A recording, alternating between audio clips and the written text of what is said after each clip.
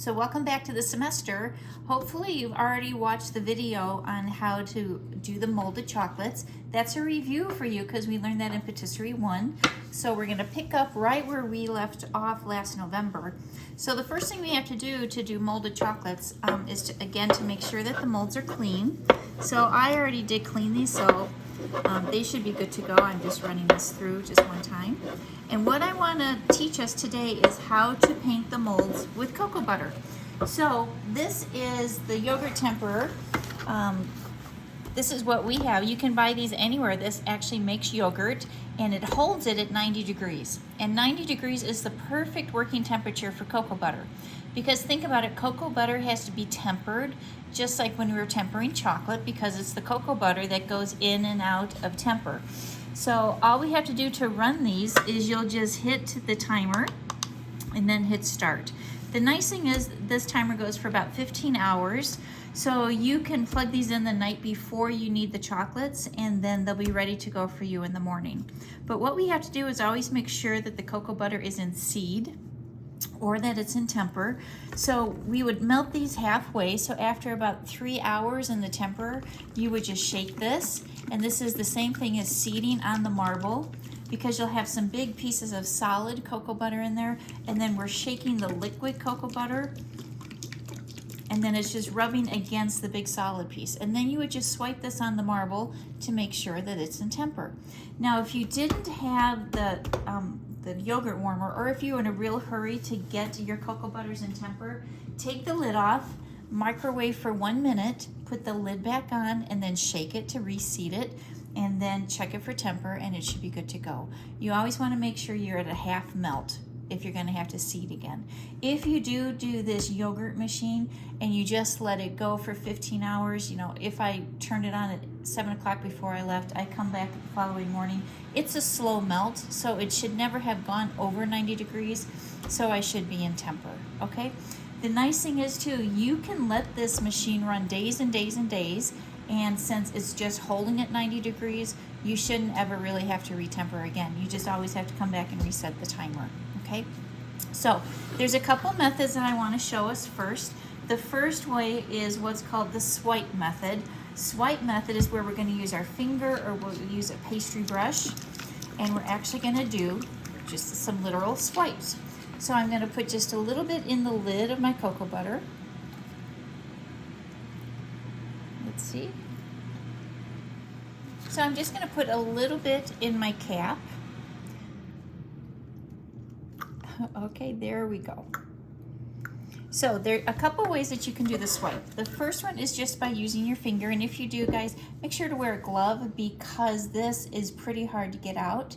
This is, again, at 90 degrees. I would just take a little on my finger, and I'm literally just doing a swipe, so you can see what that looks like. Okay. So I'm gonna come and I'm gonna do just 2 rows of this. Now, you only wanna move your finger around once or twice, because if you have a tendency to keep swiping, the cocoa butter goes dull, and then you won't get a beautiful shine when we invert these. But you can see I have a little bit of puddling in there. Can you see that? So I want to make sure, I'm just going to swipe that one more time just to get that puddle out. Okay. Now, if you didn't want to use a glove, you would do the same thing with a pastry brush. Dip the brush in, and again, start and just do the swipe. However much or little you want to put in is totally up to you. I like to go at least halfway with this. And then I always come back and I check my pattern to see if I'm happy with it, okay? So that one's okay. So what I want to do now is put a second color down. So I'm actually going to now do a swipe with a little bit of white. And so when I do that, I'm going to have a two-tone on my chocolate, and then I'll end up enrobing. But what a lot of people don't realize is that when you do cocoa butter and then you're going to do your molds in dark chocolate, you have to come back, and it's called back painting. So I'm going to have to back paint with a little bit of white, because that will form a skin over the red, and then the chocolate will end up getting molded in. If you don't back paint, you're going to end up that the red or whatever color cocoa butter you're putting on the mold, it's actually just going to blend in with the chocolate, and we won't get a good color visual of it. Okay, so I'm just gonna set up I'm probably gonna do yellow, and then I'm gonna back spray in white. So now I'm gonna do my gold. So same thing, I'm gonna start with my pastry brush, dip a little bit in, and now I'm gonna come and I'm just gonna, again, do a swipe to fill my mold. So you can see there's my second color, okay? I'm gonna do this whole row, and then I'm gonna come back and do the finger swipe with the other one. You'll notice that my red has not quite set up yet, and that's exactly what I want because I want them to marbleize together. So you can see what I did there, and now you can see I have a little bit of a gap right here, so I'm gonna come back and I'm just gonna fill that in. And then these will be beautiful when they come out because I'll have a little glimmer to them. Okay, and then again, if I didn't have the pastry brush, I would just dip my finger in, and I would come back and I'm gonna go opposite motion, and I'm gonna do that swipe. But again, these are nice and clear, and you know, these molds we talked about in Patisserie 1, these molds run about $25, but they last years and years and years. So I like these clear ones because then I can check my paint. And how am I looking? Good? I think I'm okay. I have a little bit of gap on this line, but that's gonna be all right because I'm gonna back paint with white, so you're actually gonna see 3 colors in this mold. Okay, so we're gonna stop for a second, and then I'm gonna set up my airbrush, and I'm gonna show you the second technique. Next, I wanna show you how to do the airbrush. So this is our airbrush pin, and again, the cocoa butter, 90 degrees, needs to go into this pin, and then we just pull back this nozzle, and the cocoa butter, through pressure, will come out the other end. You never wanna fill this up more than you need to because the cocoa butter can, it can get cool in there, and then it will clog up the pin. So I'm gonna hold this straight, and now for this guy, I'm just gonna spray the cocoa butter on half of this. And there we go. So sometimes it takes a minute to get it down into the tip, but you can see it's starting to spray. This is a different technique because it puts it on in a thinner pattern than the swipe. So I'm just gonna come back. My pin's being a little bit fussy.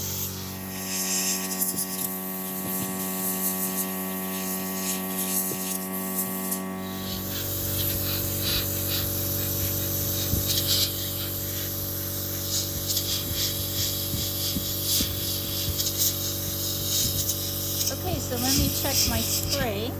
See, so I did about half of the mold, so that's good. I'm gonna come back now and do gold on the other side. So all I have to do is just clean out my pin. Maybe I'll do a couple more. I'm gonna clean out my pin. You never, again, wanna leave the cocoa butter sitting in the pin because it will just clog, and then we have to take it apart. So I'm gonna just finish up this red, and then I'm gonna go ahead and put some gold in here so that you can see it.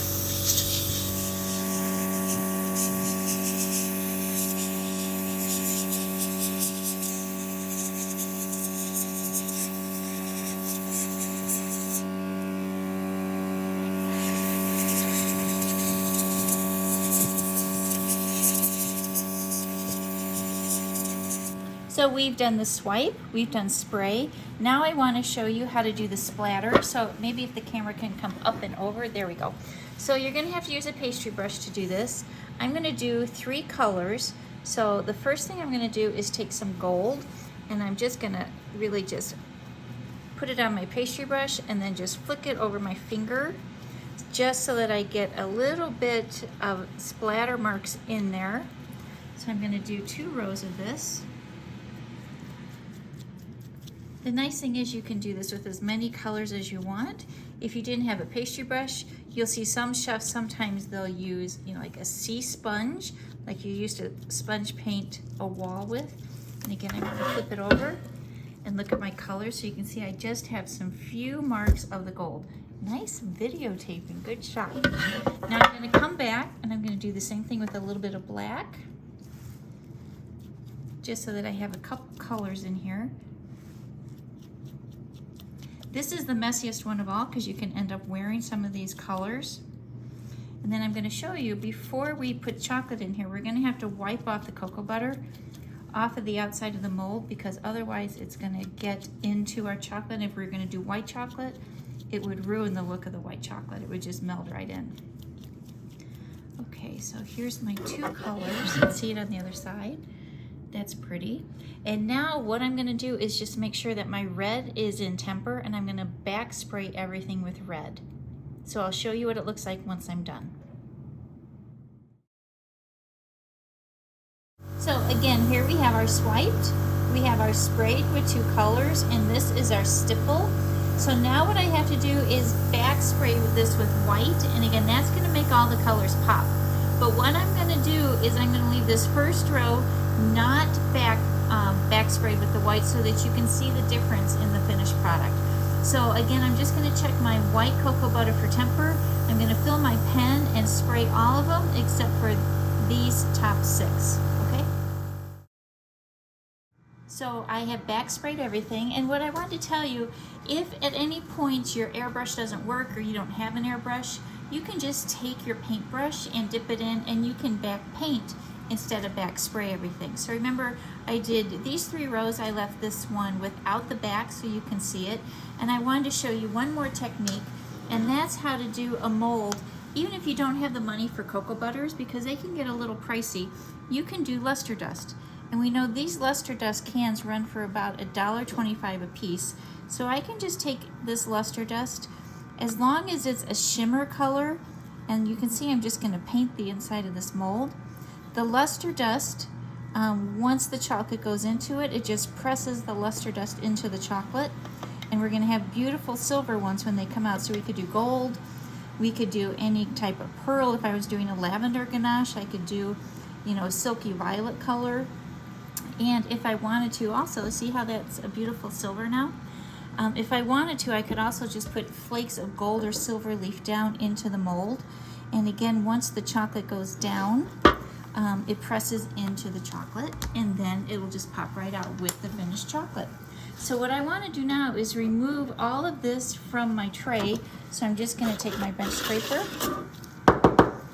and see, I'm just going to clean this, because when I start to fill the molds, I'm not going to want these bits of color everywhere.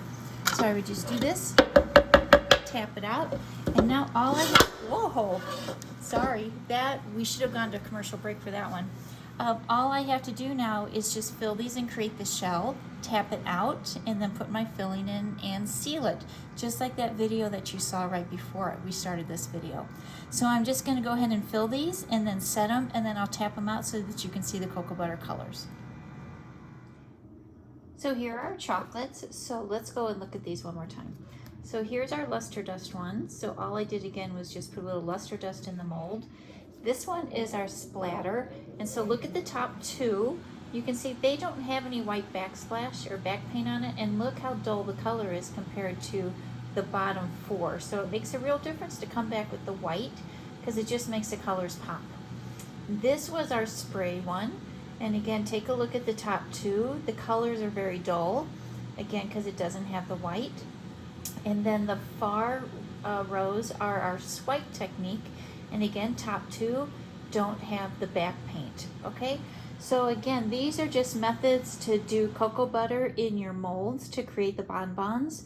So what we want to remember, 1 is the cocoa butter needs to be in temper. 2, the perfect temperature for the cocoa butter should be 90 degrees. And then do your techniques, and then let the cocoa butter sit or crystallize, and then go ahead and fill the molds as desired. Remember, you can do as many colors as you want, sometimes less is more, and then let it set. Do the back paint, and again, if you don't have the airbrush, go ahead and just use a paintbrush, paint the white, and then let it set and fill your molds. And then there we go. So this is what we're going to do in class. We've already made the ganache, and so then we're going to come back and just decorate our molds and then create our bonbons.